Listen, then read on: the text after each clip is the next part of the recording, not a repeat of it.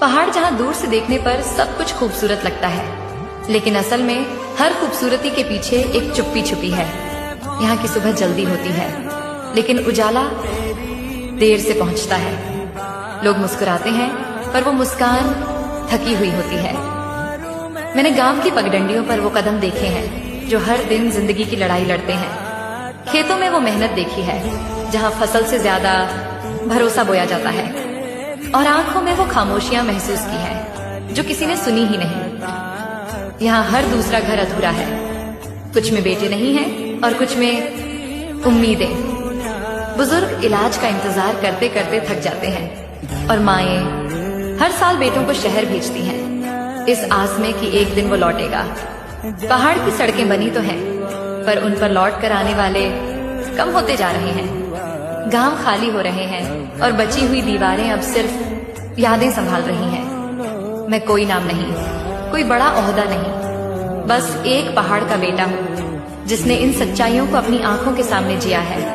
ये आवाज उस मिट्टी की है जो चुप है मगर बेबस नहीं, उस दर्द की है जो रोज सहा जाता है लेकिन कभी कहा नहीं जाता। और अगर मैं ये कहानी कह रहा हूँ तो इसलिए नहीं कि मुझे बोलना है, बल्कि इसलिए कि अब चुप रहना पहाड़ के साथ धोखा होगा।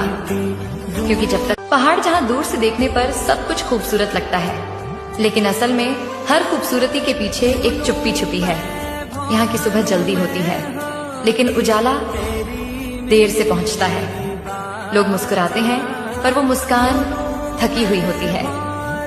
मैंने गांव की पगडंडियों पर वो कदम देखे हैं जो हर दिन जिंदगी की लड़ाई लड़ते हैं। खेतों में वो मेहनत देखी है जहाँ फसल से ज्यादा भरोसा बोया जाता है, और आंखों में वो खामोशियां महसूस की है जो किसी ने सुनी ही नहीं। यहाँ हर दूसरा घर अधूरा है, कुछ में बेटे नहीं हैं और कुछ में उम्मीदें।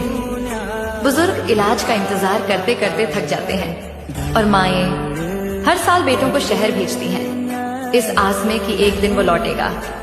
पहाड़ की सड़कें बनी तो हैं, पर उन पर लौट कर आने वाले कम होते जा रहे हैं।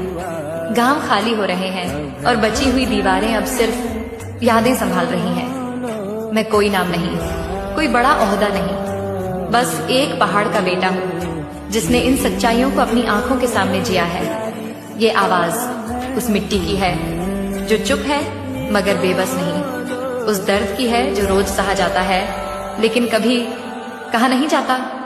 और अगर मैं ये कहानी कह रहा हूँ तो इसलिए नहीं कि मुझे बोलना है, बल्कि इसलिए कि अब चुप रहना पहाड़ के साथ धोखा होगा। क्योंकि जब